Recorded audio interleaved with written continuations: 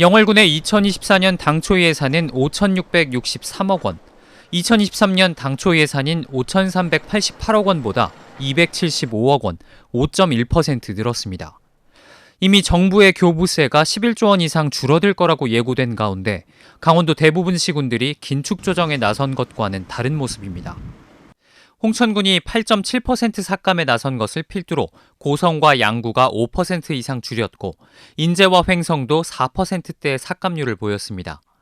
강원도 본청과 속초, 태백, 평창, 철원 등은 예산이 늘기는 했지만 연 3% 물가 상승률을 고려한다면 오히려 긴축 편성이라고 할 수 있습니다.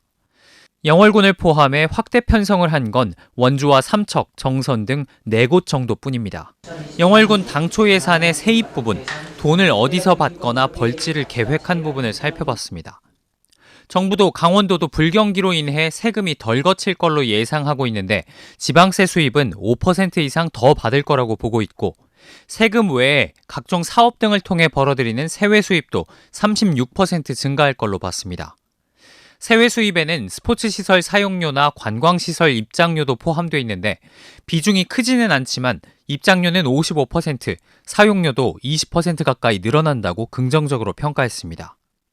특히 세입의 40%가 넘는 교부세가 0.39%, 즉 10억 원만 감소할 것으로 예측한 영향이 큽니다. 최근까지 꾸준히 소비자 심리지수가 위축돼 있었다는 것과는 동떨어진 예측입니다. 믿는 구석이 없는 건 아닙니다. 큰 폭으로 늘어난 폐광기금과 지방소멸 대응기금이 있고 강원랜드 배당 수익도 있습니다. 하지만 근본적으로 세입 예산이 늘어난 건 수입을 최대한 많이 반영했기 때문입니다. 이와 관련해 영월군 관계자는 당장 경기나 예산 편성 상황을 장담할 수 없기 때문에 조기에 사업을 최대한 진행하기 위해 당초 예산을 공격적으로 편성했다고 했습니다.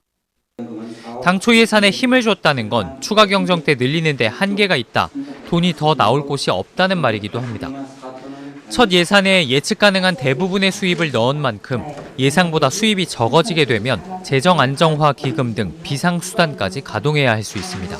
MBC 뉴스 이병선입니다.